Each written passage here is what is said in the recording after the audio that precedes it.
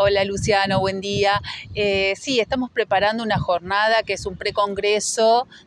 organizado por la Asociación de Pensamiento Penal. Bueno, todo lo que tiene que ver con la temática de niñeces y adolescencia, sobre todo en una época donde bueno, se abre o se expone una serie de tensiones, ¿no?, entre los avances normativos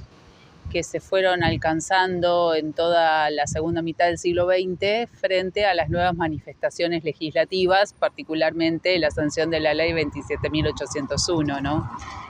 que genera una importante pregunta respecto de cuál es el devenir del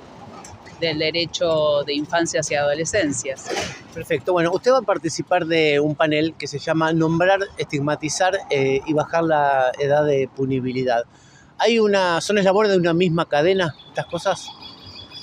Hay como un proceso, tiene que ver con un encadenamiento de la forma en que se nombra, se genera estigmatización, en este caso de los menores en conflicto con la ley penal, que deriva en todo caso en estos discursos que plantea la baja de la edad de punibilidad. Claro, son como distintas caras de una misma figura, no digo de una misma moneda, pero bueno, sí de una misma figura, porque el hecho de nombrar a los menores tiene ese contenido estigmatizante que, a ver, la palabra menor es una palabra que se acuñó a fines del siglo XIX, principios del siglo XX, una palabra muy antigua, donde ya desde esa época tenía una determinada, y además está particularmente vinculada a un determinado paradigma en esta materia, que es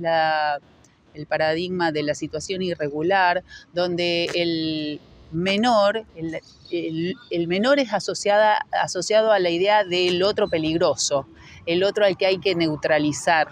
Y esa forma de ver a la niñez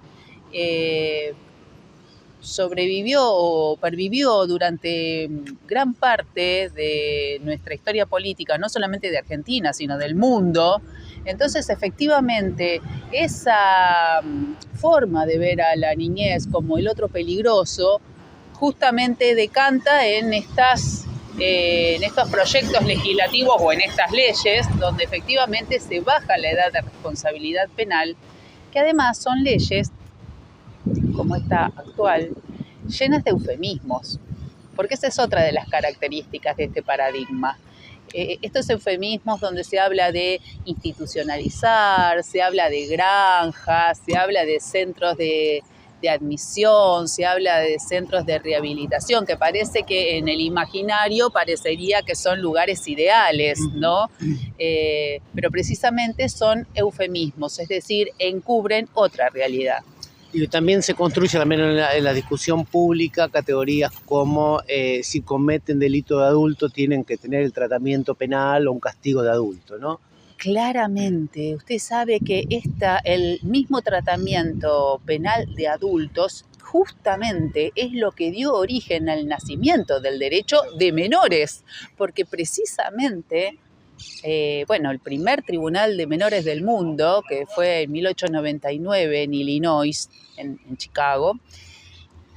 justamente se encontró precedido por todo un reclamo efectuado por un movimiento político de Estados Unidos en aquella época, que eran los reformadores, que justamente eran mayormente mujeres de clase media y clase media acomodada, que reaccionaron frente a las condiciones en las cuales se encontraban cumpliendo condena los chicos,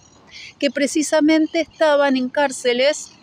con adultos, y se los trataba de la misma manera, es decir, que ya en digamos que son debates viejísimos, ¿no? Estamos hablando de mediados y fines del siglo XIX.